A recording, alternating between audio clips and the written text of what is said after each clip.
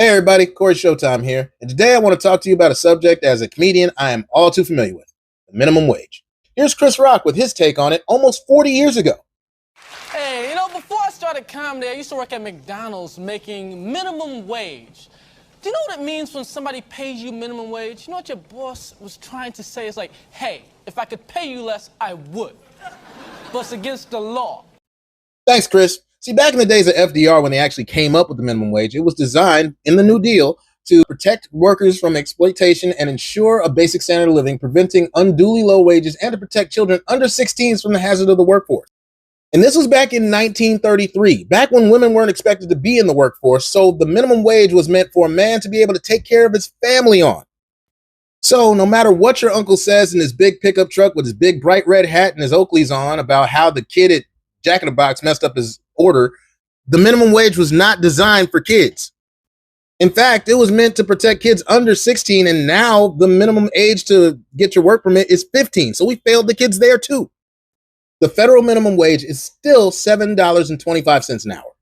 McDonald's Big Mac extra value meal, the cheapest you're going to find it in the country is $8. That means you got to work at least 2 hours to be able to afford your own meal at that shitty ass restaurant. And in order to afford a one bedroom anywhere in America, you're going to need at least $22 an hour. How did things even get this bad? In a word, deregulation. There's a meme out there on the interwebs that said if you blamed all the world's problems on Ronald Wilson Reagan, you would be right more times than you'd be wrong. Long story short, unions have been crushed and corporations have the ability to lobby for any favorable regulation they want, which is how we got here. And to sum up in a word how so many corporations were able to get away with this, not so much under our noses, just right in front of our faces, pride. There are a lot of Americans out there that tie every bit of their self-worth to their net worth, and you shouldn't do that. You're more than just your job. We attach money to merit, which is probably why we worship billionaires in this goddamn country. And over the years, people have used the minimum wage as a way to classify a large group of people that they are allowed to feel better than because they make more money than them. People sometimes make arguments like this. Well, I don't want some snot-nosed kid who can't get my order right at goddamn Burger King to be making the same as me. I worked hard to get where I am, damn it.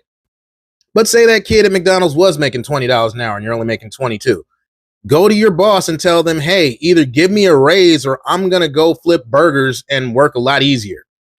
By the way, if you sit at a desk for a living, your job is infinitely easier than working at McDonald's. Trust me, I've worked at Burger King. That was even worse. Folks, every last one of us is 3 bad months away from being homeless, and none of us is 3 good months away from being a billionaire. I hope this video made you think just a little bit. Appreciate y'all. Take care of each other.